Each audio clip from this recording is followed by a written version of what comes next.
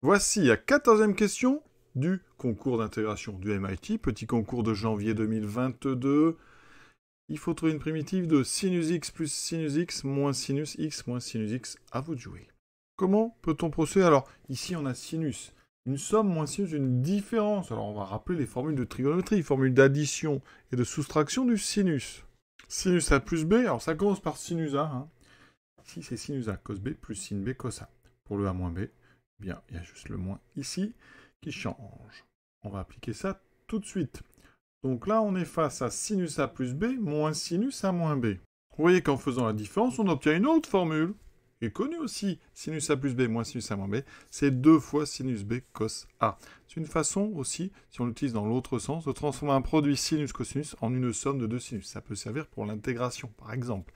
Ici, on s'en sert avec donc A égale x et B égale sinus x. On applique donc cette formule en prenant A égale x et B égale sinus x. Ça me donne donc intégrale 2 fois sinus B, donc 2 fois sinus de sinus x, composé, multiplié par le ici, cosinus de A, donc cosinus x dx. On va mettre ça dans l'autre sens. Ça fait donc 2 cos x sinus de sinus x. Alors là, comment va-t-on conclure? Eh bien, on dérive ici, soit de tête ou rapidement, sinus de sinus x. Si vous dérivez sinus de sinus x, ça donne quoi? Eh bien, on va avoir, c'est une composée, hein, c'est donc la dérivée de sinus qui est à l'intérieur, hein, c'est sinus u, donc u', ça veut dire que c'est cosinus, fois, donc ici, la dérivée de sinus, donc cosinus, qu'on applique en sinus x. Alors nous, on n'a pas exactement ça. On a un sinus ici. Donc l'idée, c'est d'essayer de dériver cosinus de sinus x.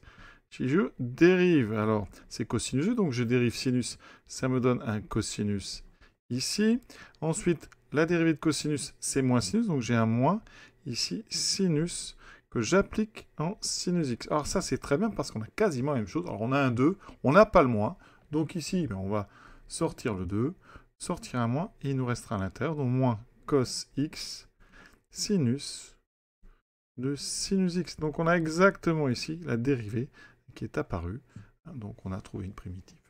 Et donc la réponse sera moins 2 fois donc cosinus de sinus x plus une constante k appartenant à R.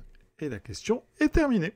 Toujours pour ceux qui s'intéressent, la question suivante, la 15e, primitive donc, avec de la tangente et de la séquence. Je rappelle, pour ceux qui s'intéressent, que la séquente de x, c'est 1 sur cosinus x. Voilà, à vous de jouer.